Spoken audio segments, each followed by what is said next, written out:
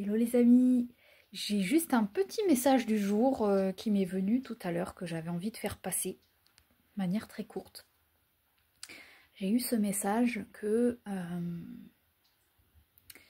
l'incarnation terrestre, par moment, on oublie que en fait il y a une partie,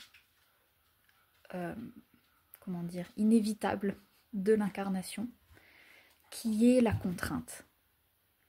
Et notamment dans la spiritualité, on a tendance à vouloir un monde merveilleux dans lequel tout est amour. Parce que un certain d'entre nous ont ce souvenir de ce que c'était que la vie avant, de ce que c'est que la vie d'après. Et on se retrouve dans cet entre-deux. Et quelque part, il y a beaucoup de gens dans le développement spirituel que je retrouve moi dans les séances qui sont comme ça dans un espèce de refus d'incarnation. Ça peut s'appeler de cette manière-là, c'est-à-dire refus de ce qui est dur.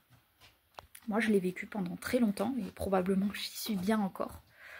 J'ai pendant très longtemps eu cet état d'esprit que la vie n'était pas censée être compliquée, qu'on n'était pas censé travailler. Pendant très longtemps, j'ai été contre l'idée du travail, contre l'idée de l'argent. J'aimais pas l'argent, je trouvais qu'on était censé vivre de manière, comment dire, avec du troc, dans l'échange, dans l'amour, dans quelque chose de complètement idéaliste, utopique. Parce que j'étais imprégnée de ce souvenir pré-vie, quelque part, pré-incarnation, où effectivement dans les mondes éthériques, c'est comme ça que ça se passe. Vu que tout est dicté par l'amour, on n'a pas besoin d'argent, on n'a pas besoin de code, on n'a pas besoin de frontières, l'amour s'en charge. Et j'ai appris avec le temps, et donc peut-être que c'est un message qui vous semblera évident pour certains, et peut-être que pour d'autres vous serez encore bien dérangés par ce sujet-là. Je ne sais pas. Vous gardez votre discernement comme toujours. C'est votre vérité qui compte, et votre corps qui vous permet de vous dire si ce que je vais dire résonne avec vous, si vous n'avez pas du tout envie d'entendre parler de ça. L'idée étant que l'incarnation, par définition, il y a une part de contrainte. Tout simplement parce que nous sommes de l'énergie, donc un être, une âme, donc de l'éther, de l'énergie d'amour, donc de l'électricité, si on veut appeler ça comme ça, du vide entre la matière, de l'information. Nous sommes ça. Mais nous sommes ça contenus dans un véhicule terrestre, le corps. Donc quelque part, dans le contrat de l'incarnation, il y a de base un rapport à la contrainte, c'est-à-dire une énergie contenue dans un corps. Donc, par nature, on a beau faire ce qu'on veut, on pourra percevoir la vie de la manière dont on le souhaite. Il y a par nature, et moi j'ai mis très longtemps avant de le comprendre et de l'accueillir et de l'accepter, et une fois que j'ai accepté, bon mon Dieu, la vie était plus simple. Mais il y a par nature, en fait, cette loi de l'incarnation qui est, et là vous gardez si ça vous parle, ton essence sera contenue dans ton véhicule terrestre. Donc, tu percevras en permanence, à chaque instant de ta vie, une sensation de contrainte, de contenance, de limite. Ça, c'est la nature même des choses. Nous sommes de l'énergie dans la matière. Et même si notre énergie circule, à des moments, elle va beaucoup circuler et on ne va pas sentir les limites, on ne va pas sentir les contraintes. À des moments, elle ne va pas du tout circuler et on va avoir la sensation d'être enfermé, d'être ultra contraint, d'être opprimé. Ça, c'est simplement le reflet de comment ça circule entre notre matière, qui n'est autre qu'une densification de notre énergie, et notre énergie plus subtile, les dimensions plus subtiles de l'être. Le tout étant nous-mêmes. Cette fameuse dualité matière vs énergie. Nous sommes les deux. Et donc une fois qu'on a compris que l'incarnation se définit même par essence, par un fonctionnement de dualité, entre guillemets, de contrainte, c'est-à-dire on pourrait appeler ça la contraste entre l'énergie et la matière que l'on est et que l'on incarne et que l'on vit, c'est-à-dire que l'on va vivre l'énergie, on va vivre la matière, on va vivre les deux, et par moments elles vont s'entendre, par moments elles vont pas s'entendre, donc ça va dépendre de notre équilibre du moment. Une fois qu'on a compris que l'incarnation, par nature, elle est contrainte, il y a une part contrainte. On peut du coup comprendre que dans toutes les situations, il y aura toujours de la contrainte. Il y aura toujours une petite partie, peu importe les situations de vie, peu importe les relations, peu importe les environnements, peu importe les choix. Il y aura toujours une part de notre être, de notre vécu, qui vivra une forme de contrainte. Attention, la contrainte n'est pas forcément négative et n'est pas forcément mal vécue. Et c'est là tout ce qui peut absolument changer le concept et le rapport à la contrainte. Et ce que je vois très souvent chez les gens spirituels qui sont comme en rejet de cette contrainte, ils ont horreur en fait, parce que souvent c'est des gens qui ont plus d'affinité avec les dimensions spirituelles, les fréquences hautes, et qui vont du coup avoir plus de mal avec la densité, la matière, l'administration, l'argent, les humains, les limites, tous ces trucs-là qui vont peut-être poser des challenges.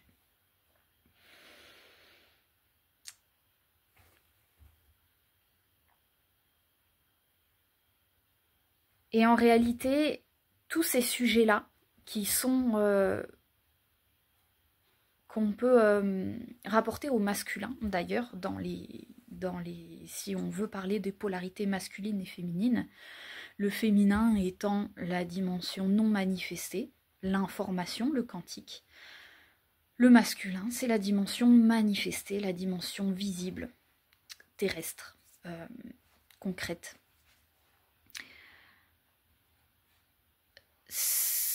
Cette dimension matricielle, matérielle, pour moi, le secret, c'est de la choisir. C'est-à-dire que la contrainte est mal vécue à partir du moment où on l'a subie. Toute contrainte de l'incarnation qui est subie, c'est-à-dire refusée, va être doublement mal vécue. C'est paiement double, quoi. C'est les agios. C'est les agios dans la banque, vous savez, quand vous êtes en débit. Vous êtes en débit et que vous allez dans le négatif, on vous prélève des suppléments, les agios. C'est le paiement double. Non seulement vous êtes en débit, mais en plus on vous prélève. Ça, c'est le mal vécu de la contrainte.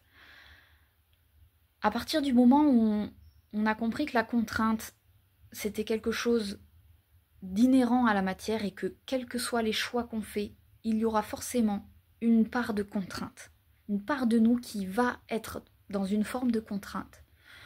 On n'a plus qu'à se concentrer sur quelle contrainte je choisis dans mon quotidien, c'est-à-dire quelle est la forme que va prendre la contrainte.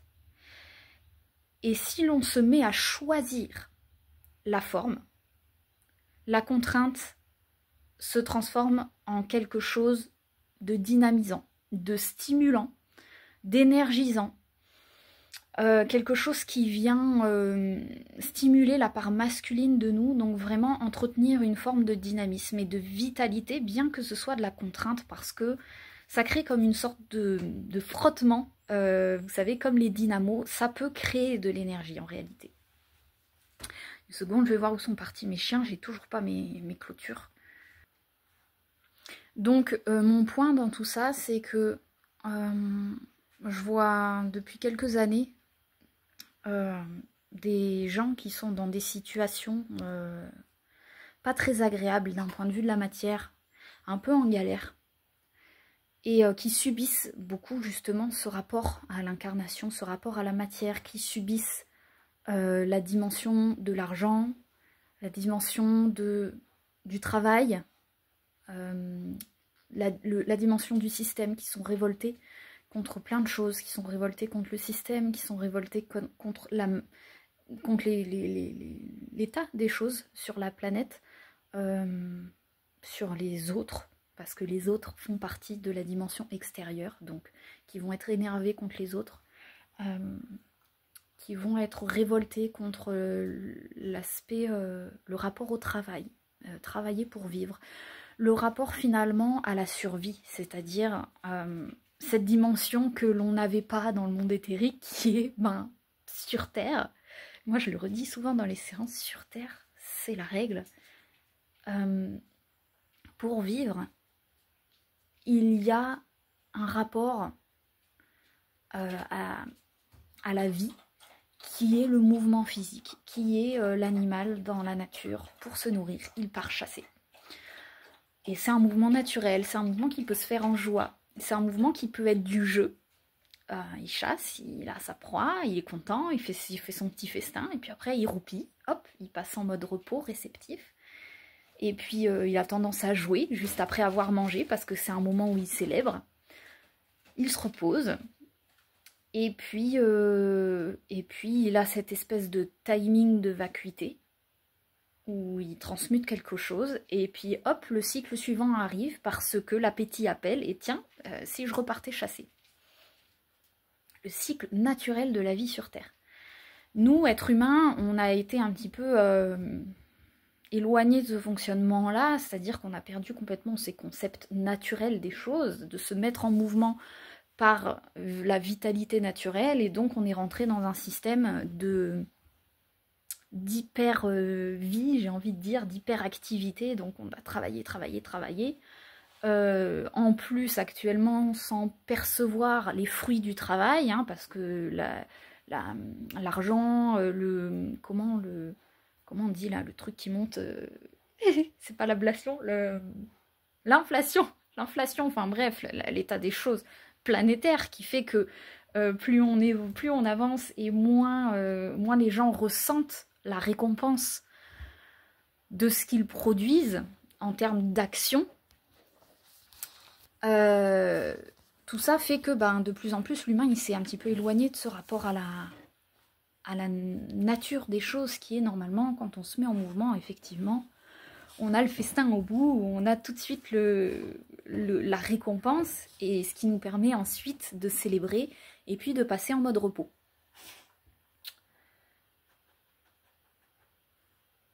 Donc j'espère que cette vidéo va pas être trop longue. Je vois souvent différentes phases depuis des années que je fais des séances.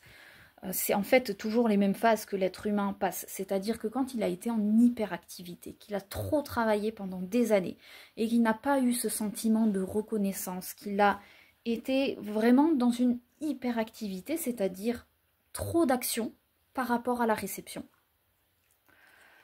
Il y a cette phase d'épuisement, en train de me manger mon sopalin. Il y a cette phase de ma chienne, cette phase d'épuisement qui arrive, et donc les êtres humains qui sont dans cette phase-là, faut pas chercher midi à 14h, faut basculer en mode repos, c'est-à-dire j'arrête de travailler. Le système est parfaitement fait, il est prévu pour que les gens qui ont envie de se reposer touchent ce qui s'appelle le revenu solidaire, la solidarité, le chômage, quelque chose qui vient soutenir cette phase de repos, comme le collectif qui vient dire je te rends ce que tu as trop donné. c'est prévu. Maintenant, il y a la phase aussi de ceux qui ont eu ce repos et qui n'arrivent plus à repartir dans l'activité, qui ont été dans un état réceptif pendant plusieurs années, qui ont même déployé leur dimension spirituelle, une activité en rapport avec de l'art, avec de l'énergétique, avec quelque chose qui les anime sur le plan de l'âme, donc le féminin qui s'est déployé. Mais bien souvent, c'est pas suffisant, c'est toujours pas suffisant. Il y a toujours cette contrainte qui vient les rappeler, ce rapport à la matière, ce rapport à l'argent, qui peut se manifester sous plein de formes. Ça peut être l'argent, ça peut être des problèmes matriciels, ça peut être des problèmes de dépendance relationnelle, parce que parfois, c'est pas directement sur le compte en banque qu'on voit le problème, mais ça se ressort dans la relation, parce que des fois, on est des dépendances avec des gens qui vont nous soutenir financièrement. Donc cette contrainte de l'incarnation va prendre plein de formes différentes, mais quelque part, elle va venir rappeler que tu es sur Terre et que si tu n'es que dans le mode réceptif ou l'aspect féminin de ton être, c'est-à-dire l'âme, la beauté mystique, la dimension spirituelle, artistique, aimante des choses, tu vas vivre, tu ne peux pas être épargné du rapport à la matière, du rapport à la contrainte. Et c'est comme un choix par défaut. Si on ne choisit pas la contrainte de la matrice, on la subit. Donc quelque part, ça peut être une forme de stress quotidien, une forme de mal-être, quelque chose qui vient dire tu n'es pas en sécurité, tu n'es pas complet dans ton être. Il y a quelque chose qui manque chroniquement. Et ça, il se peut que ce soit cette dimension masculine, cette dimension où l'on est dans la matière. L'endroit où l'on travaille avec le corps physique. Attention, quand je dis ça, malheureusement sur Terre, ce rapport à la matière, il est imbibé de l'énergie du sacrifice, de l'énergie de l'esclavage, parce que ça a été pendant des siècles et des siècles et des siècles, je crois que toute l'histoire de l'être humain repose sur travailler, se sacrifier, donner tout pour la famille, pour la société, pour les autres, enfin bref, l'horreur. Donc, cette polarité masculine, la pauvre, elle est pas aidée. Et tout de suite, souvent voilà, moi dans les séances que je retrouve, qui sont beaucoup de gens dans la spiritualité, dans ces dimensions un petit peu féminines, tout de suite quand on parle de travail ou d'argent, il y a ces mémoires qui remontent de stress, de non je veux pas parce que j'ai déjà vécu et c'était l'horreur en fait. J'ai été esclave, j'ai été sous la coupe d'un patron, d'une patronne, d'un système, d'une entreprise qui me traitait comme une merde. J'étais dans la pire des situations de ma vie, j'ai réussi à la quitter, plus jamais je n'y retourne. C'est merveilleux de sortir de ces mémoires-là, de sortir de ces systèmes, de sortir de ces contraintes qui ne sont pas les bonnes, qui sont des contraintes extrêmement mal vécues de la dimension terrestre. Mais quelque part, quand on bascule dans ce fonctionnement où on a retiré tout le rapport à la matière et qu'on est dans le monde du bisounours, comme on l'appelle, ce monde où on est en train de parler aux guides, aux anges, à l'invisible, qu'on est dans la recherche de la médiumnité et tous ces trucs, c'est super, mais il y aura toujours, et là, peut-être que certains d'entre vous vont me dire, non, moi je le vis super bien, pas de souci. Moi, personnellement, à mon sens, pendant des années, je me suis dit que ça suffisait, vivre d'amour et d'eau fraîche. C'était nier la dimension de moi, matricielle, matérielle, corporelle, qui souffrait au quotidien de ne pas pouvoir vivre authentiquement, pleinement, le rapport à la matière, parce qu'étant limité en permanence par une forme d'impuissance, d'une impuissance financière, et du coup des situations qui se refermaient sur moi parce que bah, du coup dépendance à des... J'étais en camion à l'époque, donc c'était toujours sur les propriétés, j'étais toujours chez quelqu'un, donc sous emprise quelque part. On n'est pas libre, parce que dès qu'on est sous condition, bah, en fait, on a beau se faire croire qu'on est bien, bah, en fait non, il y a, y a quelqu'un au-dessus de notre tête qui est en train de dire à tout moment, je te fais faire ce que je veux. Et donc, souvent, voilà, dans la spiritualité, quand je vous dis souvent, sincèrement, hein, 99% des cas, j'ai beaucoup de gens que je retrouve dans un rapport à l'invisible, mais si on creuse dans les chakras inférieurs au niveau de la matière, ben, je vais très vite retomber sur des situations d'emprise familiale, amoureuse, relationnelle, professionnelle, dans lesquelles la personne va sacrifier une forme de souveraineté au prix de vivre une vie dans l'amour, mais en réalité c'est un amour, j'aime bien cette image de on regarde vers le ciel, c'est souvent ce que je ressens dans le corps, on regarde vers le ciel comme si on rêvait, et des fois j'arrive dans la séance et je viens dire à l'âme, regarde juste en dessous là, essaye de, hop, descends les yeux et baisse la tête, ose regarder en bas. Plus tu trouves ça beau en haut, plus ce que tu vois en bas c'est dégueu. Et je peux vous dire que la première à... J'ai même pas envie de parler au passé parce que je suis la première à adorer la dimension spirituelle. Mais bien plus avant quand même. Aujourd'hui, j'ai l'impression de l'avoir visité, et ce qui m'intéresse surtout, c'est la dimension matérielle et l'expérience.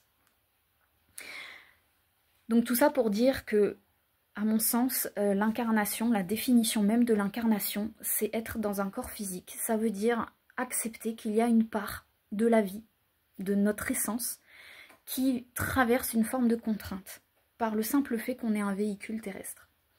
À partir du moment où on accueille ce concept, et qu'on comprend que dans toutes les situations et dans tous les choix, ça c'est pas un scoop, il y a du positif, il y a du négatif. Tous les choix nous amènent de la lumière, de l'ombre, nous amènent le positif et nous amènent ce que l'on a à transformer au travers de l'expérience. C'est là qu'on comprend le vrai concept du libre arbitre, qui est à partir du moment où tu sais que tu vas vivre une forme de contrainte. Quelle forme tu choisis? Est-ce que tu choisis la contrainte insidieuse, invisible, déniée, quotidienne, qui vient te tirer en permanence de l'énergie et qui va faire que dans tes comportements du quotidien, tu vas te diriger vers des produits toxiques, des comportements addictifs ou déséquilibrés, pour venir en permanence te mettre sous les yeux qu'il y a quelque chose qui ne va pas, ou tu vas choisir la contrainte vécue, physique, c'est-à-dire l'expérience corporelle, car le corps est fait pour ça, et s'il est fait pour ça, c'est parce qu'il a une aptitude à vivre une certaine dose de contrainte dans son quotidien, dynamisante, à partir du moment où le dosage est le bon, c'est-à-dire espace, temps. Je vous ramène toujours la même chose dans le domaine du masculin.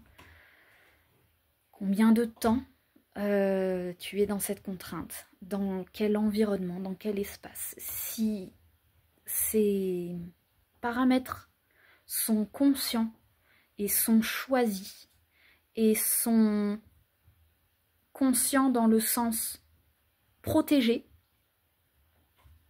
je veille à ce que cet espace choisi de contrainte soit confortable et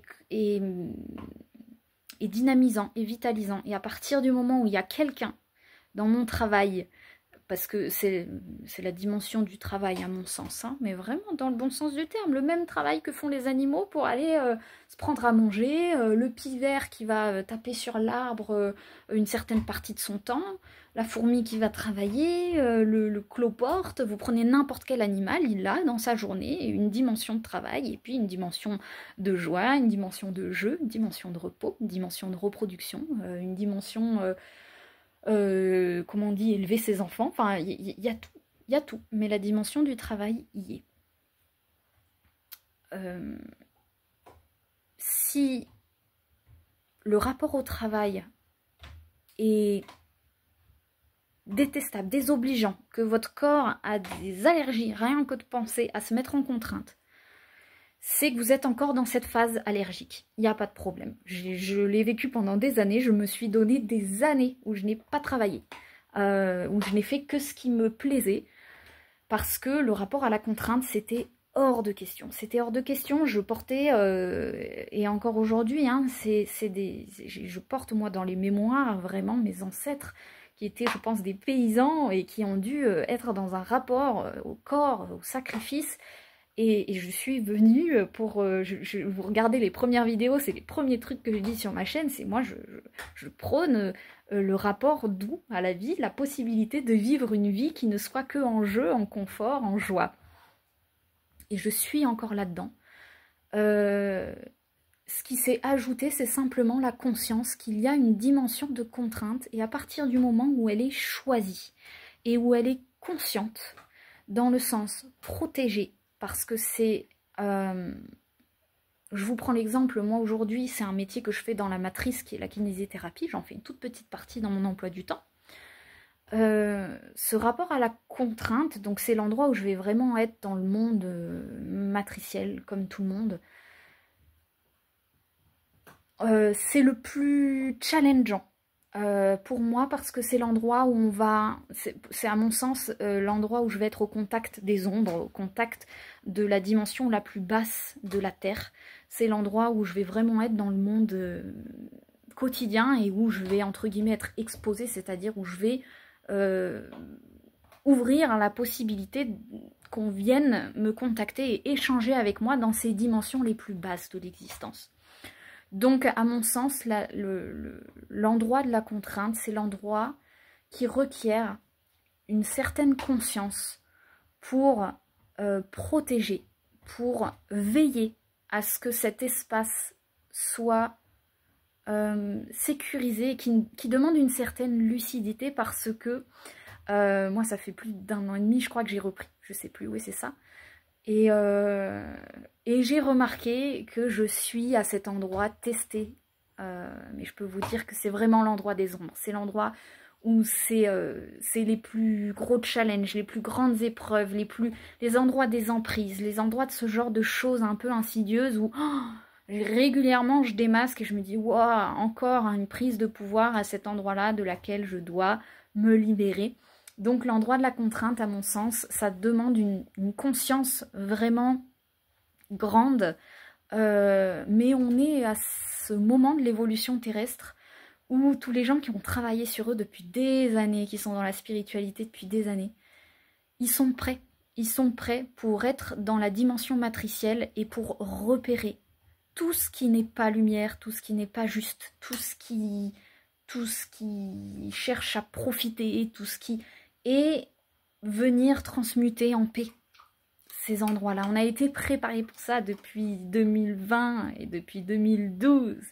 Il y a eu ces passages, ces portails où, ça y est, on a été épuré pour venir faire ce travail. Donc, ce message, il s'adresse peut-être à toutes ces âmes qui sont sorties de la matrice depuis longtemps et qui sont encore dans ce rapport à la contrainte, comme en train de chercher dans les mondes spirituels et amoureux comment régler leur rapport à la matière. Et bien pour moi, ça se passe peut-être à ce niveau-là. Accepter qu'il y aura forcément un contrat, l'expression faire le pacte avec le diable, ben, le diable en réalité c'est la matière, hein, c'est vraiment dans l'archétype premier, c'est la matrice. Pactiser, c'est vraiment ok, je suis dans la matière, on l'a choisi avant de venir, donc ça c'est fait, ce choix là il est fait. Maintenant comment je choisis les termes, les conditions de ce contrat. Parce que si on ne les choisit pas en conscience, le contrat, il est là. Simplement, on risque plutôt de les subir. Et c'est dans la dimension du corps que ça se joue. C'est dans la dimension des comportements toxiques, des relations toxiques et tout ce genre de choses. Donc voilà, c'était un petit message pour rappeler que l'incarnation, la contrainte, c'est quelque chose qui se choisit à chaque instant. Et à partir du moment où on choisit, on a la possibilité de choisir la forme. Et à partir du moment où on commence à mettre de la conscience sur la forme, l'espace, le temps, les emplois du temps. Très souvent, en ce moment, ce qui vient, c'est débrouillez-vous pour faire des petits contrats. Contrat de 20 heures, contrat de 15 heures, contrat de 7 heures. Vous vous débrouillez pour venir écouter qu'est-ce que votre corps est prêt à faire dans la semaine. Moi, personnellement, j'ai jamais pu faire des contrats de 35 heures. J'ai même pas pu faire 20 heures, 25 heures, je crois. Je sais même pas si j'ai... Ouais, 20 heures, j'étais au bout de ma vie. Quand il y a des gens qui me disent qu'ils font 40 heures par semaine, moi, je meurs pour eux. Donc, quelle est la limite de votre corps? Moi, j'ai jamais pu faire beaucoup. Aujourd'hui, alors avant mes vacances, j'étais à 10 heures, 9 heures. Trouvez votre rapport à la contrainte. Qu'est-ce qui peut se faire en joie? Quelle est la dynamique qui se fait en joie? L'autre partie, c'est le sacrifice. Ce qui est payé et ce qui est mal vécu de la contrainte, c'est quand on est tout simplement en sacrifice. Et les 3/4 du temps, le problème de la matière et de tous ces sujets, l'argent, l'emprise, le pouvoir, les situations d'emprise dans les entreprises, ce genre de choses. C'est tout le temps, parce qu'il y a ce rapport espace-temps qui n'est pas respecté de votre corps, où vous marchez vous-même sur vos pieds, vous marchez vous-même dessus en disant ben j'accepte des conditions qui, à la base, mon corps n'est pas ok. Et là, c'est comme si vous, pour le coup, vous faites le pacte avec le diable de dire bah ok, je vais vivre les conséquences de ça, et les conséquences à cet endroit-là de la matière, elles sont très cher payées. C'est là où on retrouve les pathologies lourdes, on retrouve l'épuisement vital, c'est l'endroit de la vitalité, donc le burn-out, ce genre de choses. Si vous arrivez à trouver le bon dosage dicté par votre corps, à ce moment-là, vous n'avez plus ensuite qu'à incarner, c'est plus simple à dire qu'à faire, la conscience de vos limites. Moi, je fais ça, je ne fais pas plus. Si vous êtes en alignement avec votre corps physique, le reste s'aligne. Il peut y avoir des gens qui sont pas contents, il peut y avoir des gens qui vont venir vous dire tes limites elles sont pas bonnes, tu devrais faire plus, tu devrais faire ci. Il y aura, je vous dis, c'est l'endroit où on est le plus testé. Mais si vous êtes connecté avec votre vérité corporelle qui sait que pour vous, votre limite c'est ça, ce qui est bon c'est ça, ce que vos conditions de travail, quand vous êtes aligné avec vos conditions corporelles, l'univers, la vie est avec vous, les guides sont avec vous, et là, ça marche.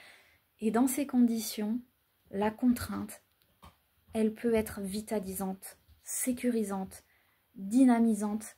Elle peut offrir un potentiel expansif, c'est-à-dire vous apporter des ressources qui peuvent permettre ensuite de déployer les antennes. Plus on développe la matière, plus on développe le spirituel, plus on développe le relationnel. Donc ces antennes-là se déploient, l'évolution se déploie. Donc peut-être pour les gens qui se sentent bloqués depuis trop longtemps dans des situations qui n'avancent pas, ou qui sont dans des situations où ils subissent beaucoup de contraintes. Peut-être se dire que la contrainte, vous la vivez de toute façon actuellement parce que tout le monde vit une forme de contrainte. La question c'est, est-ce que la contrainte que vous vivez actuellement, elle vous plaît, vous la supportez, ou est-ce que vous en avez la gerbe de plus possible parce que cette expérience vous l'avez trop vécue et qu'à ce moment-là vous avez le droit de choisir de modifier la forme de la contrainte et de prendre l'énergie dans le sens, comment on dit, dans le sens du poil. C'est vraiment le bélier, hein, c'est vraiment l'énergie animale, c'est-à-dire plutôt que de freiner, comment dire, de subir la vie, y aller un peu comme le touchous au ski, c'est vraiment soit on subit la descente et on se casse la figure hein, en ski, soit on choisit d'y aller et à ce moment-là on peut prendre son pied, on peut s'amuser, on peut vraiment apprendre à maîtriser les éléments. Donc est-ce que la contrainte que vous vivez actuellement vous plaît ou pas? Voilà, moi je sais que pendant des années j'ai vécu la contrainte de l'argent, j'ai vécu les peurs en lien avec l'argent, en lien avec la matière, j'ai vécu des situations d'emprise, jusqu'à ce que je les ai tellement vécues qu'à un moment donné mon corps, il en est mort, je suis passée à cet état de mort là, mort-vie du coup, cet état éternel qui est venu remplacer ces sujets pour dire ça y est, je n'ai plus envie d'être dans ces sujets.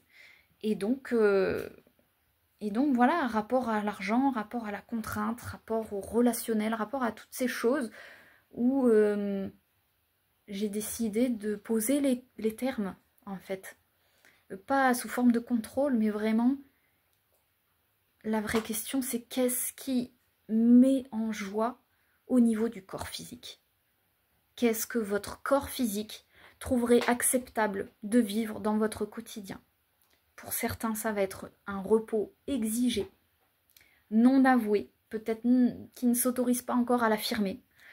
Pour d'autres, il y a over repos, il y a over ennui, il y a over solitude. Et à ce moment-là, ce sera peut-être revenir dans une forme dynamisante de la matière qui vous structure, un petit boulot, une petite épicerie, une petite boutique, un truc qui vous fait plaisir avec des termes que vous posez selon votre corps physique.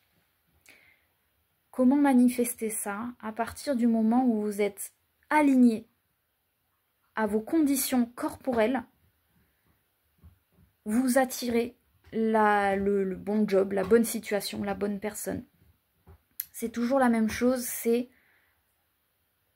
se connaître, c'est-à-dire à partir du... C'est très souvent la phase qu'on fait pendant les séances, c'est ça. Quand il s'agit de manifester un nouveau job, on vient poser les besoins, de combien de temps a besoin votre corps pour se reposer dans la semaine, de combien de temps travaille, dans quel environnement, est-ce que vous avez besoin de 2 personnes dans votre environnement, d'une personne, d'une femme, d'un homme, d'un papy, d'un enfant, vous avez besoin de travailler seul, en groupe, qu'est-ce que votre corps vibre? Et une fois que vous posez de la conscience sur ces éléments-là, et que vous vous mettez à les ressentir avec vos émotions, c'est-à-dire « Oh, ça, j'aimerais vivre cette forme-là »,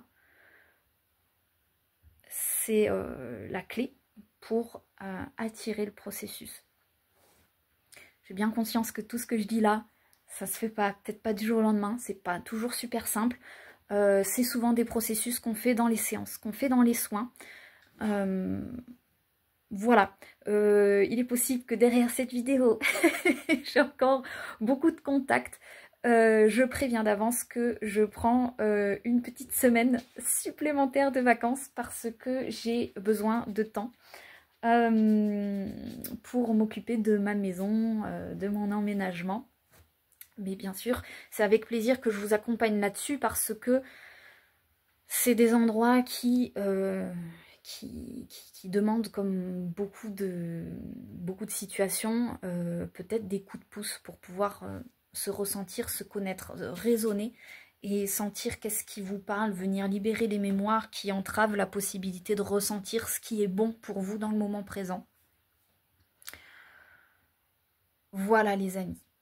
Un dernier petit message, je le fais maintenant parce que c'était le petit message du collectif que j'avais envie de vous transmettre depuis un certain temps. Mes petites canalisations collectives que je fais habituellement. Pour ceux qui sont intéressés, actuellement, ce que je ressens, je vous en avais déjà parlé dans les précédentes vidéos, on est sur un palier, un endroit où, de ce que je constate vraiment, qui revient beaucoup dans les séances en fait, systématiquement, on est comme sur un palier intermédiaire, c'est-à-dire on est en train d'accéder à une fréquence plus haute, hein, avec les bons quantiques qu'on a vécu depuis avril, depuis le début de l'année. Sauf qu'en fait, on a fait de tels bons quantiques au niveau de l'évolution, on a tellement évolué fortement sur la dynamique de l'être, que la matière qui demande beaucoup plus de temps, et surtout nos égos, en réalité c'est ça, nos mémoires, cet endroit-là, la dynamique terrestre, la dynamique matricielle, manifestée, visible, s'organise comme un palier, c'est-à-dire une phase intermédiaire dans laquelle, entre ça et ça, eh ben, on va se retrouver dans des situations peut-être un petit peu temporaires, dans lesquelles on va déjà travailler un bon paquet de trucs pour pouvoir passer à l'étape suivante. Concrètement, qu'est-ce que ça veut dire? Ça veut dire qu'il peut y avoir des situations où vous sentez que vous voulez aller là, que vous avez cet objectif, que vous voulez atteindre ça, et vous sentez déjà la vibration en vous de ça y est, j'ouvre les portes, je veux faire ça, je veux telle réalité, mais qu'en fait vous vous retrouvez dans des situations un petit peu intermédiaires, temporaires, avec des freins, avec des choses qui viennent vous dire, pour aller là, t'as des trucs, t'as des dossiers à régler, t'as des, comment on dit, des trucs sur le papier là, une liste, une petite liste de choses karmiques à régler pour pouvoir arriver à cet endroit là. Et c'est une phase qui visiblement va durer 4-5 mois avant de pouvoir ouvrir à la fréquence suivante. On s'entend quand je dis ça très souvent sur le papier, c'est-à-dire dans la dimension quantique, c'est 4-5 mois. Dans la dimension vécue, des fois, ça dépend du libre arbitre de chacun. On peut mettre beaucoup plus de temps, c'est-à-dire peut-être 10-11 mois, 12 mois avant de passer à l'étape suivante. Mais ce ne sera pas beaucoup plus, visiblement. Donc voilà, il y a cette espèce de palier temporaire que je vois se dessiner dans la vie de chacun, là où il y a comme un sas, comme une redirection, vous savez, de vie chez beaucoup de gens, mais qui demande de recalibrer certaines choses pour pouvoir passer à l'étape suivante. Voilà, ça se fait comme en 2 temps. Donc je ne sais pas si c'est quelque chose qui vous parlera.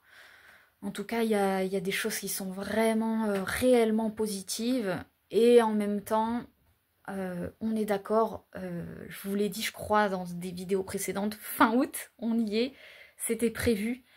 C'est le moment où on est dans la densité, là, on est vraiment justement dans les changements décisifs, karmiques, c'est maintenant que ça se passe pour tout le monde, ça se fait, on est dedans, donc courage à vous tous parce que c'est une étape qui est pas simple, mais réellement, vous pouvez peut-être le ressentir, vous me direz en commentaire comment vous vivez les choses, si vous voulez.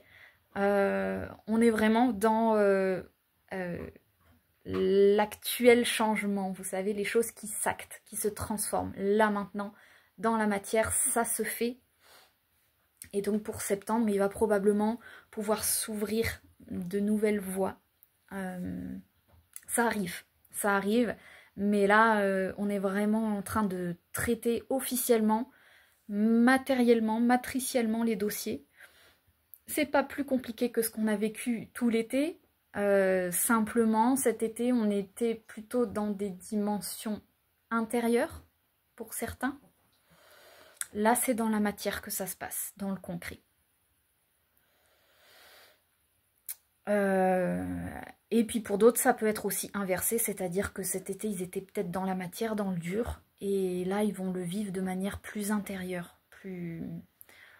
En tous les cas, ce fameux basculement dont on entend parler en ce moment pour le collectif, cette période charnière, à mon sens, c'était fin août. Donc on y est, regardez qui est là. Qu'est-ce qu'elle est en train de faire, la choupie? Elle est en train d'essayer de choper des trucs sur la table. Descends, ma choupie, descends.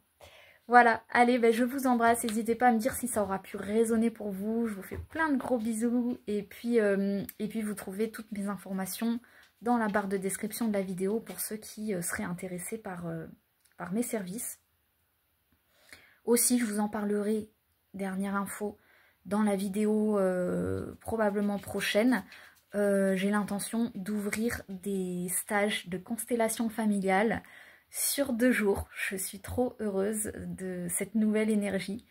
Voilà, c'est quelque chose qui s'est ouvert avec le lieu. Je suis dans un environnement parfait, entouré de nature, avec de grandes pelouses, de grands jardins, et j'ai toujours rêvé de faire des stages de constellation familiale en extérieur.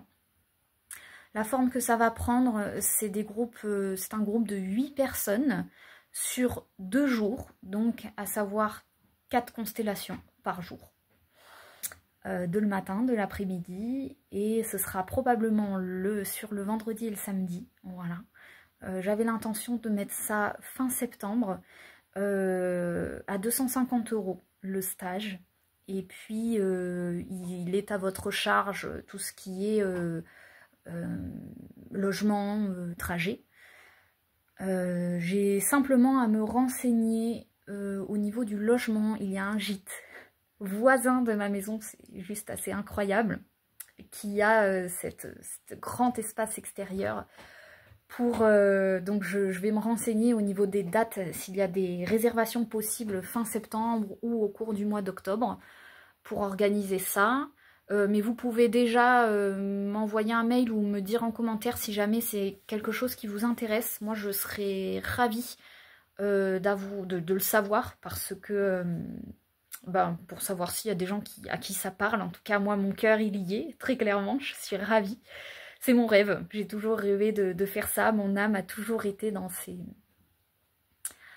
stages de constellation familiale, à savoir que c'est des stages qui ouvrent très fortement à la médiumnité. Pour l'avoir moi-même vécu, à l'époque, je faisais des stages de constellation familiale. Je rentrais le soir chez moi. Je pense que c'est ce qui a participé à déployer fortement ma médiumnité. Quand on est toute la journée imprégné des canalisations, des jeux de rôle, des énergies, à savoir que c'est automatiquement protégé quand on est dans un cadre conscient. Tarif, espace, temps, personne qui encadre, consciente. Et que l'on passe toute la journée, on joue des rôles toute la journée, on entre dans une espèce de pratique du canal médiumnique. Et moi, c'était super intéressant. Je rentrais le soir, j'entendais ce que le chat disait, je voyais tout sous forme de cohérence énergétique, et j'étais vraiment dans ce champ quantique. C'est vraiment ce que nous invitent les constellations familiales à expérimenter, c'est la vie sous forme de jeu, littéralement. Comment la vie passe à travers nous pour jouer, et on entre dans la possibilité à la fois d'être l'observateur, nous-mêmes, et à la fois d'être le joueur, le rôle. Et donc à mon sens, c'est vraiment des stages qui peuvent, en plus d'être libérés, déployer le canal médiumnique pour ceux qui sont intéressés pour déployer ça. Donc voilà, ça libère énormément, à savoir que chaque personne qui viendra au stage bénéficiera d'une constellation, hein, vu qu'il y a 8 constellations, 8 personnes. Donc chacun aura sa constellation, c'est-à-dire le groupe qui se met au service d'une problématique, de sa problématique. Et puis vivra 7 autres constellations sous forme de participants. Voilà, je vous en parlerai plus dans la prochaine vidéo, probablement. N'hésitez pas à me dire en commentaire si ça vous parle. N'hésitez pas à m'envoyer des questions si vous en avez, comme ça, ça me permettra d'y répondre. Alors, j'y répondrai peut-être pas forcément... je verrai si j'y réponds probablement directement. Oui, directement. Et puis, ça me permettra de savoir quelles questions vous pouvez vous poser par rapport aux constellations. et j'y répondrai dans la prochaine vidéo. À savoir aussi qu'il y a des constellations sur ma chaîne. Voilà, si vous voulez voir à quoi ça ressemble, je vous invite à aller regarder les vidéos où il y a écrit constellation en titre. Peut-être pas regarder tout parce que c'est long, mais vous pouvez déplacer le curseur de la vidéo en bas et regarder à différents moments pour voir si c'est des dynamiques qui vous parlent. Voilà les amis, j'ai fait le tour. Ce qui était censé être une courte vidéo est une courte vidéo pour moi. 50 minutes, c'est court. Sur ma chaîne. Allez, je vous embrasse les amis, je vous souhaite plein de belles choses pour cette période qu'on traverse. Et puis je vous retrouve très bientôt. Gros bisous.